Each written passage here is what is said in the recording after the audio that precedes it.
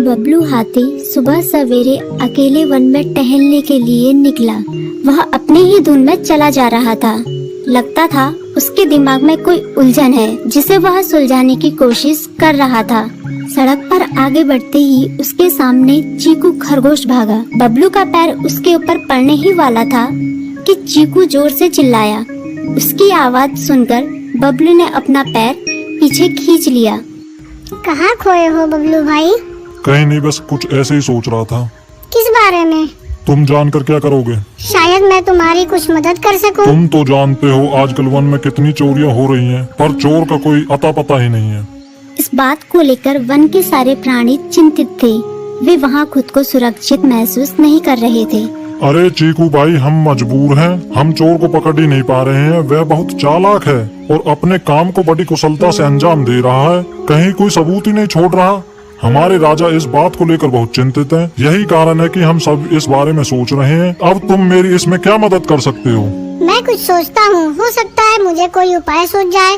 प्रयास करने में कोई हर्ज तो नहीं है। तुम ठीक कहते हो चीकू, लेकिन वन के गुप्तचर भी अभी तक इसका कोई हल नहीं निकाल सके। इतना कहकर वे चुप हो गए। बबलू की बातों ने चीकू को सोचने के लिए मजबूर कर दिया।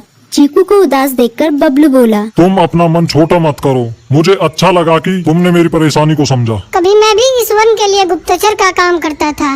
एक बार मेरी टांग टूट जाने से मेरे अंदर फुर्ती नहीं रही। तब से मैंने यह काम छोड़ दिया। चीकू, तुम चाहो तो यह काम दोबारा कर सकते हो। वन के प्राणी ज्यादातर दिन में भोजन की तलाश करते हैं, वे रात को आराम करते हैं। तुम दिन रात दोनों में ही भोजन की तलाश में निकल सकते हो सकता है रात को तुम्हें कुछ ऐसी बातों का पता चल जाए जो हमारे काम की हो।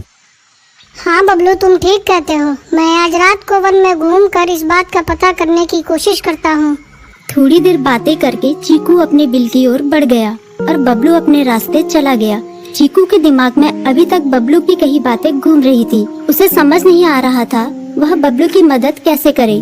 दिन भर वह उसी उधेड़-बुन में लगा रहा। शाम होते ही चीकू कुछ सोचने लगा और वह चुपचाप बिल से बाहर निकल आया। चीकू की पत्नी ने देखा तो बोली, इस समय कहाँ जा रहे हो? बाहर खतरा है। खतरा तो सुबह भी रहता है, लेकिन खतरों से डरकर हम भूखे तो नहीं मर सकते। मैं बाहर घूम कर आता हूँ। इतना कहकर चीकू रात को बिल से बाहर निकल आया। कुछ दूर जाकर उसकी नजर बंकू उल्लू पर पड़ी, जो कुछ ही दूरी पर था। वह पेड़ की डाल पर बैठा अपनी गर्दन चारों तरफ घुमा रहा था। वह तेजी से पेड़ की एक डाल से दूसरी डाल पर उड़ रहा था। बंकू की नजर उस पर नहीं पड़ी थी। कुछ सोचकर चीकू पेड़ के पीछे से बाहर निकलकर थोड़ी खुली जगह पर आ गया और वहाँ से बंकू